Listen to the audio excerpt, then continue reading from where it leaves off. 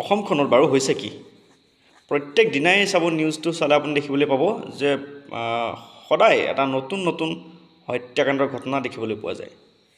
দিনক দিনে এই হত্যা হিংসা এনেবোৰ ঘটনা কিন্তু বাঢ়ি বাঢ়ি গৈ আছে আৰু এনেকৈ গৈ থাকিলে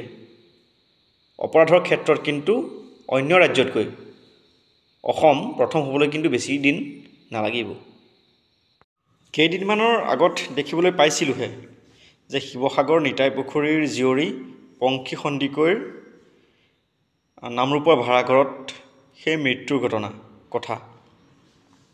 কিন্তু আজি কেইদিন হৈছে পুনৰ আজি দেখিবলৈ পালোঁ যে ঢকুৱাখানাৰ এগৰাকী নবোৱাৰীৰ স্বামীৰ হাতত তেখেতৰ মৃত্যু হৈছে মাথো 2 মাহ হৈছেহে বিয়া হোৱা আচলতে কিছুমান নৰপিশাচৰ বাবে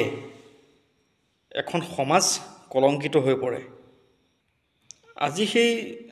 ছোৱালীজনীৰ মাক দেউতাকৰ কথা ভাবকচোন কি অৱস্থা হৈছে চাগে তেওঁলোকৰ যি ঘৰ মানুহৰ কেৱল এজনী ছোৱালী আছিল আৰু তাই আছিল একমাত্ৰ সন্তান হয়তো সেইসকল মানুহে এই কথাখিনি ভালকৈ বুজি পাব যাৰ ঘৰত এগৰাকী কন্যা সন্তান আছে আৰু তেওঁলোকে ভালদৰে নিশ্চয় অনুভৱ কৰিব পাৰিব এনেবোৰ ঘটনা দুখ কিমান ছোৱালীজনীৰ মাকৰ মুখৰে শুনক আচলতে কি হৈছিল ছোৱালী অকল এজনী আছিলে মোৰ জীৱনটোৱে মাৰি থাকে পিটনাৰে মই মোক আগত গৈ পিনে মনে মনে হাঁহি দিওঁ গাবকে দাই পিনে দুখত ক'ব নোৱাৰো এনেকে একদম 5 লাখ টকা দিম যদি 5 লাখ টকা দিব নোৱাৰে তেতিয়া মই তোক মাৰি পেলাম বুলি মানুহজনে পৱনে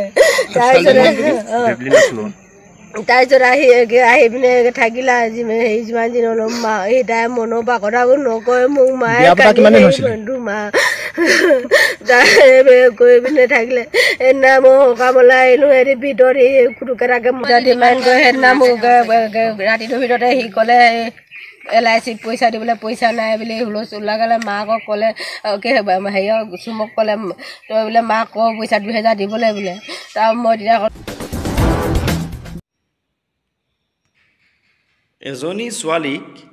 মাক বাপেকৰ ঘৰত এষাৰ ডাঙৰ কথা নোকোৱাকৈ এচাত নমৰাকৈ কিমান মৰমত আলসুৱাকৈ ডাঙৰ কৰা হয় গতিকে তেনে এজনী ছোৱালী আন এঘৰলৈ বিয়া হৈ যোৱাৰ পাছত যদি এনেধৰণৰ হত্যাৰ দৰে ঘটনাৰ সন্মুখীন হ'বলগীয়া হয় কোনে সহ্য কৰিব পাৰিব বহু সময়ত চৰকাৰে বহুখিনিয়ে আইন প্ৰণয়ন কৰিছে আৰু এনেবোৰ ঘটনাৰ ক্ষেত্ৰত আমি এনে এখন আইন বিচাৰোঁ যিখন অতি কঠোৰতকৈও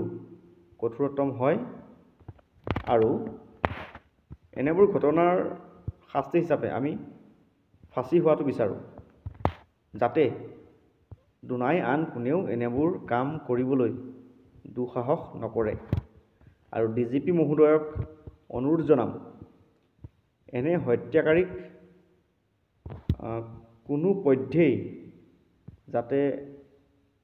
কোনো আইনৰ ফুৰুঙাইদি ওলাই যাব নোৱাৰে তেনেকুৱাকৈ শাস্তি প্ৰদান কৰক চৰকাৰে বেটি বচাও বেটি পঢ়াও সুকন্যা সমৃদ্ধি এনেকুৱা ধৰণৰ বহুখিনি আঁচনি তেওঁলোকে মুকলি কৰিছে কিন্তু নিজৰ বেটিৰ সুৰক্ষাৰ ক্ষেত্ৰত এইখিনি কিমান দূৰ সম্ভৱ হৈছে